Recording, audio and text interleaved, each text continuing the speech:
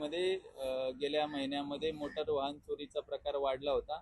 त्या अनुषंगाने माननीय वरिष्ठांच्या सूचनेनुसार क्या इश्यू आहे रुको वाहन चोरी च्या डिटेक्शनकडे लक्ष देण्यास सांगितले होते। त्या अनुषंगाने senior PI Kamble, crime PI Dhadge आणि त्यांचे डीबीचे 2 अधिकारी बच्चाव आणि ठाकरे साहेब यांनी मागच्या 8 दिवसामध्ये संपूर्ण गोपनीय बातमीदार लावून तांत्रिक तपास करून 2 टोळ्या याच्यामध्ये अटक केलेल्या आहेत। त्याच्यामध्ये एक आरोपीचं नाव आहे इम्रान शेख, त्याच्याकडून आपण जवळपास 6 मोटरसायकल रिकवर केलेले आहेत आणि दुसरा आरोपी आहे सूरज कुमार प्रसाद, याच्याकडून आपण जवळपास 8 वाहने डिटेक्ट केलेली आहेत। याच्यामध्ये एक विधी संघर्ष बालक असून त्याला आपण नोटीस दिलेली आहे।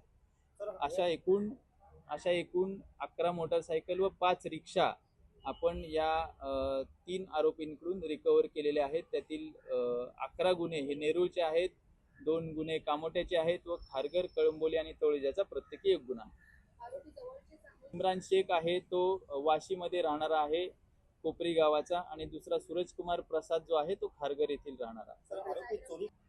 आरोपी चोरी कशासाठी करायचे का कसे करायचे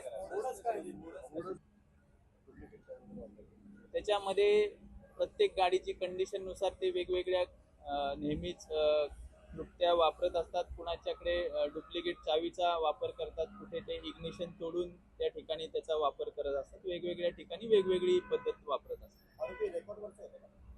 याच्यामध्ये काय हिस्ट्री आहे का रेंज? याच्यामध्ये कुठलाही पूर्व इतिहास नाही आहे।